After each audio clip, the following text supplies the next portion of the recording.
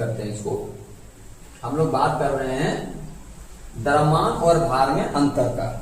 तो द्रव्यमान और भार में जब अंतर की बात करते हैं तो सबसे पहले हम द्रव्यमान के बारे में समझते हैं। द्रव्यमान क्या होता है? तो द्रव्यमान की हम दो परिभाषा बताएं आपको कि वस्तु में जो पदार्थ की जो मात्रा होगा उसको हम लोग बोलेंगे द्रव्यमान, या फिर जड़त्व के माप को बोलेंगे द्रव्यमान।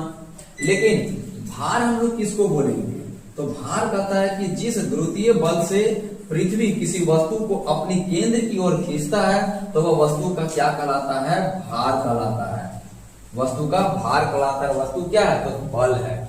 तो किसी वस्तु का द्रव्यमान की माप हम वस्तु के जड़त्व के माप से करते हैं। जड़त्व के माप से ही हम लोग वस्तु के माप को मानते हैं।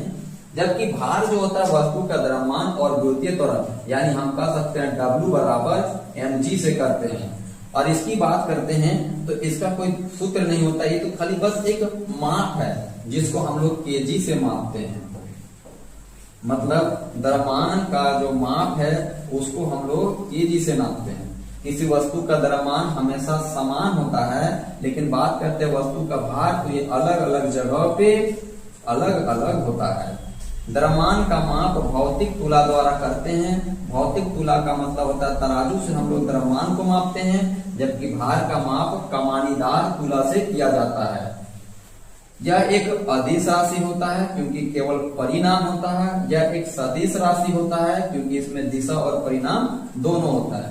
किसी स्थान पर g का मान शून्य होने पर भी द्रव्यमान का परिमाण नहीं बदलता। अगर ये शून्य भी हो जाएगा, g का मान अगर शून्य भी हो जाएगा तब भी परिणाम आपका नहीं बदलेगा। लेकिन किसी स्थान पर अगर g का मान अगर आपका शून्य हो गया है तो फिर आप समझ लीजिए उसका भार भी क्या हो जाएगा? शून्य हो जाएगा। भार भी शून्य हो जाएगा, क्योंकि अगर ये g अगर हम लोग बोलेंगे